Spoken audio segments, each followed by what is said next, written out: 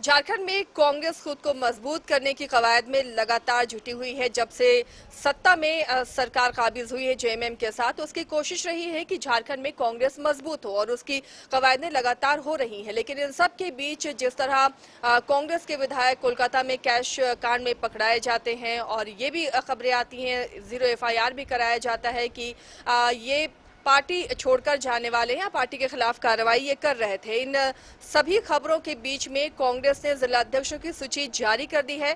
अब देखना है क्या ये जो नई सूची जारी हुई है, जो नए जिला अध्यक्ष चुने गए हैं, वो कितनी मजबूती कांग्रेस को दे पाते हैं। हमारे सहयोगी शहनवाज हमारे साथ जुड़े हुए हैं, उनसे चर्चा करते हैं। शहनवाज, ये जो नई सूची जारी की है, ने घोषणा की है नए जिला अध्यक्षों की, कितनी मजबूत इससे कांग्रेस होगी? क्या और कोशिश है कांग्रेस की कि झारखंड में एक बार फिर से उसकी पकड़ मजबूत हो?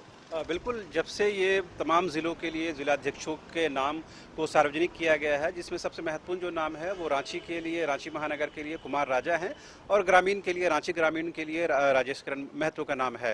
लेकिन सबसे अहम और ख़ास बात ये है, जो पुराने कांग्रेसी हैं, जो अल्पसंख्यक कोटे से आते हैं और ज़माने से पार्टी में जुड़े हुए हैं, वो लोग कहीं ना कहीं ये सवाल उठा रहे हैं कि आखिर तमाम ज़िलों में क्या ऐसे एक भी ज़िला में मुस्लिम कैंडिडेट नहीं थे जिनको ज़िलाध्यक्ष के तौर पर नामित किया जाता है। अब देखने वाली बात ये होगी कि पार्टी इस पर क्या कुछ आधिकारिक बयान देती है। हालांकि ऐसा कोई कंपल्शन नहीं है, ऐसा कोई ज़रूरी नहीं है कि किसी भी समाज से और किसी समाज से लिया जाए, किसी समाज से नहीं लिया जाए, ऐसा कंपल्शन होता नहीं है। लेकिन चूंकि आप जब समाज को समीकरण के दृष्टिकोण से देखते हैं और जातीय इक्वेशन के दृष्टिकोण से देखते हैं, तो इन चीज़ों को कहीं ना कहीं बैलेंस करने के लिए चीज़ें अपनाई जाती हैं। खासकर बिहार में हम लोग राजनीति में ये चीज़ें हम लोग देखते हैं।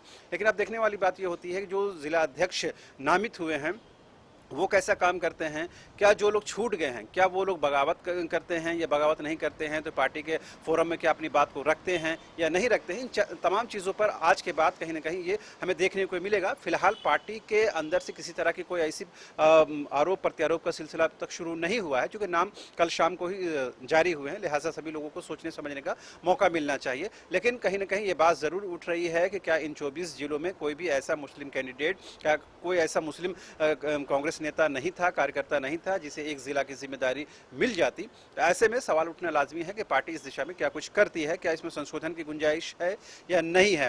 कल हम लोगों ने देखा था, खुद जो अविनाश पांडे हैं, जो प्रदेश प्रभारी हैं कांग्रेस के, उन्होंने खुद अपने फेसबुक वॉल में इन तमाम चीज़ों को शेयर किया और ये बताने की कोशिश की कि किस तरह उन्होंने बेहद एहतियात के साथ तमाम जिलाध्यक्षों के नाम को सार्वजनिक किया है। लेकिन पार्टी के अंदर क्या कुछ होता है, थोड़ा इसके लिए इंतजार करने की जरूरत है। अल्पसंख्यक की हितैषी बताती है शहनवाज कांग्रेस खुद को।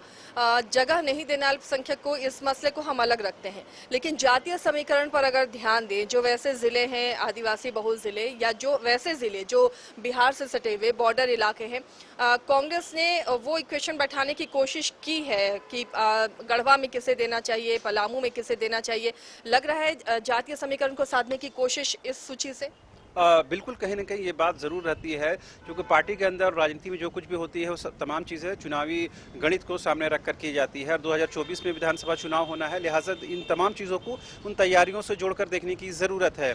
और जिस तरह जो सहयोगी पार्टी है जेएमएम, वो भी कहीं ना कहीं इस बात की कोशिश की है कि तमाम जो उनके पार्टी के जो जिला अध्यक्ष हैं, जो प्रखंड अध्यक्ष है, उसमें इस तरह का समीकरण बैठाया जाए। लेकिन कांग्रेस में ये बात ज़रूर सामने आ रही है कि आखिर क्या वजह है कि किसी भी एक अल्पसंख्यक कैंडिडेट को नामित नहीं किया गया है। लेकिन इसके लिए थोड़ा आधिकारिक बयान का इंतजार करने की जरूरत है। हमारी कोशिश ये होगी कि पार्टी के आधिकारिक बयान को इस सिलसिले में आपके सामने पेश किया जाए।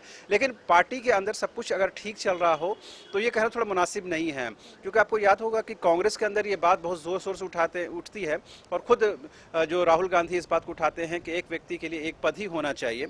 ऐसे में जो कांग्रेस के प्रदेश अध्यक्ष राजेश ठाकुर साहब हैं, वो अभी हाल ही में उनको राज्य मंत्री का दर्जा भी मिला है, समन्वय समिति में भी उनको लाया गया है। तो एक व्यक्ति अगर 2-3 जगहों पर काम करेंगे तो जाहिर सी बात पार्टी के लिए जो समर्पित कार्यकर्ता है वो अपने लिए कहीं ना कहीं वो अपना फ्यूचर नहीं देख पाते और कहीं ना कहीं ये विद्रोह का कारण भी बनता है।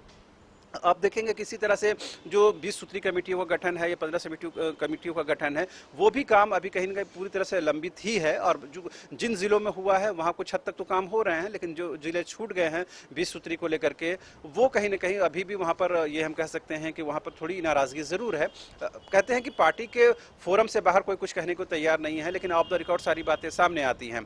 तो लिहाजा कांग्रेस के अंदर बहुत कुछ होने वाला है। और जब से कांग्रेस के 3 जो विधायकों पर कार्रवाई हुई है, उसके बाद कहीं ना कहीं पार्टी का एक बड़ा खेमा इस बात को मानता है कि कांग्रेस ने बहुत जल्दबाजी की है इन 3 विधायकों जो कैश कांड में शामिल है इन पर कार्रवाई करने को लेकर के।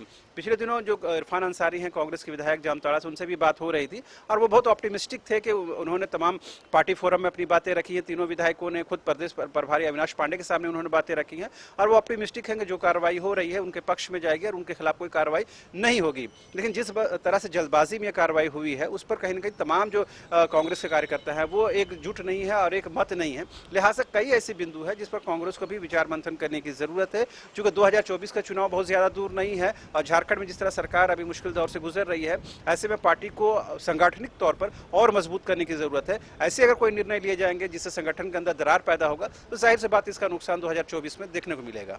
चलिए, तो पूरी तरह से कांग्रेस की एक कोशिश है कि एक बार फिर से उसे मजबूत किया जाए और इन तमाम अफवाहों के बीच में कि कांग्रेस में टूट हो रही है, विधायक उसके तोड़े जा रहे हैं या टूट रहे हैं, इन सब के बीच अब जो नए जिलाध्यक्षों की सूची जारी हुई है, ये कोशिश होगी कांग्रेस की एकजुट रखा जाए, मजबूत रखा जाए ताकि कांग्रेस की जमीन झारखंड में मजबूत हो पाए। और इस पर लगातार हमारी नजर रहेगी। ये जो सूची जारी हुई है उसके बाद क्या मतभेद उभर कर सामने आते हैं वो खबरें भी आपको दिखाते हैं या फिर सब कुछ तय कर मशवरे के बाद ये सूची जारी की गई है। बने रहिए आप न्यूज बाइस्कोप के साथ, अपडेट हम देते रहेंगे।